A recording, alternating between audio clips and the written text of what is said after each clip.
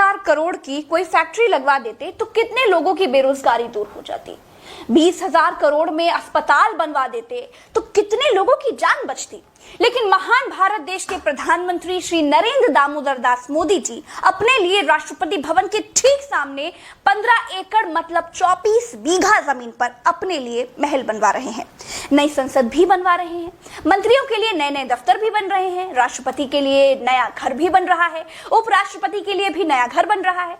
हिंदुस्तान में एक तरफ कोरोना से मरने वालों के लिए जेसीबी से कब्रें खोदी जा रही हैं, दूसरी तरफ सेंट्रल विस्टा के लिए इंडिया गेट से लेकर राष्ट्रपति भवन तक का 3 किलोमीटर का लंबा रास्ता खोदा जा रहा है। गम में डूबे भारत के लोग पूछते हैं कि क्या देश को नए संसद भवन की और प्रधानमंत्री को नए घर की जरूरत थी क्या प्रधानमंत्री के 7 लोक कल्याण मार्ग पर 12 एकड़ वाले घर की छत बारिश में टपकती थी क्या 6 एकड़ में बनी संसद में सीलन पपड़ी की समस्या आ गई थी? क्या साउथ ब्लॉक नॉर्थ ब्लॉक में मंत्रियों के बाथरूम में फ्लश काम नहीं कर रहे थे क्या राष्ट्रपति के लिए भारत देश का 330 एकड़ वाला राष्ट्रपति भवन छोटा पड़ गया था? जवाब है नहीं, ऐसा कुछ नहीं था।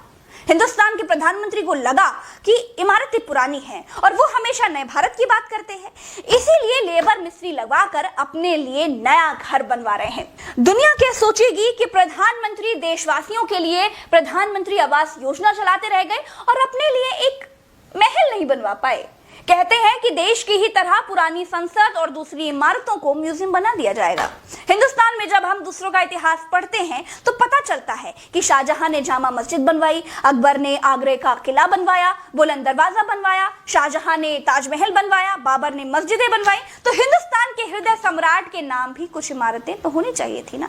नए भारत के सम्राट के पास इतिहास में कुछ नया बताने के लिए होना चाहिए था, जिसमें सरदार पटेल की मूर्ति और उनका खुद का अपना महल सेंट्रल विस्टा 2022 तक दर्ज हो जाएगा। दोस्तों, ताजमहल से लेकर अब तक का इतिहास गवाह है कि जब जब बड़ी इमारतें तामीर हुई हैं तब तब लोगों की कुर्बानी तो देनी ही पड़ी है। हिंदुस्तान भी इस वक्त कुर्बानी के दौर से गुजर रहा है। कोरोना रोज 4,000 लोगों को मार रहा है, रोज 4 लाख लोग कोरोना से बीमार हो रहे हैं। लेकिन खबरदार, अगर किसी ने आवाज उठाई, बादशाह के आराम के लिए राजपथ पर महल बन रहा है। प्रधानमंत्री के महल से लेकर पूरे सेंट्रल विस्टा प्रोजेक्ट में 20,000 करोड़ लगे हैं, सिर्फ शौकिया तौर पर अनावश्यक निर्माण के लिए। कोरोना महामारी के बीच हिंदुस्तान पर कुबेर भगवान ने कोई धन की बरसात नहीं की है, हमारा खजाना खाली ही है। भारत पर मौजूदा स्थिति में 558.5 अरब डॉलर का कर्ज है। भारतीय रुपए में कन्वर्ट करेंगे ना तो आपके होश उड़ जाएंगे। हम चाहते हैं कि आप हमारा सच्चा वीडियो आखिर तक बिल्कुल होश में रहकर देखें, इसीलिए हम इसे डॉलर में ही छोड़ देते हैं। दोस्तों, जिन लोगों को ये सेंट्रल विस्टा वाली कहानी समझ में नहीं आई हो उनके लिए थोड़ा और आसान कर देती हूँ।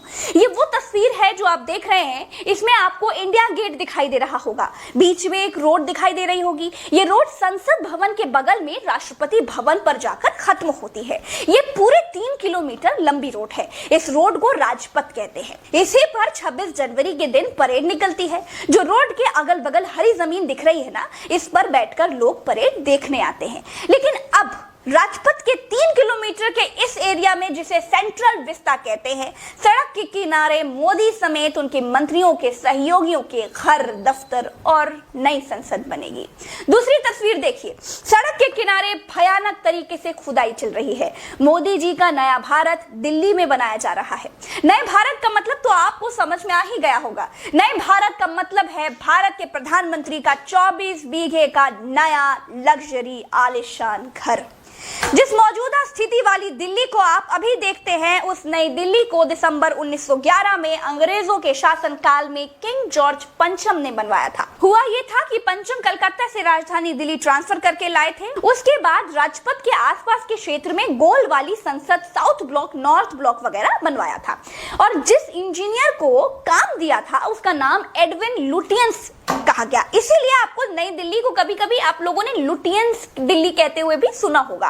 तो दोस्तों, मोदी जी के घर में दरवाजे, पंखे, टाइल वगैरह, एसी किस कंपनी के होने चाहिए, उनको पर्दे किस रंग के लगवाने चाहिए, कमेंट बॉक्स में जरूर बताइएगा। चलते हैं, राम राम, दुआ सलाम, जय। डाउनलोड मौज।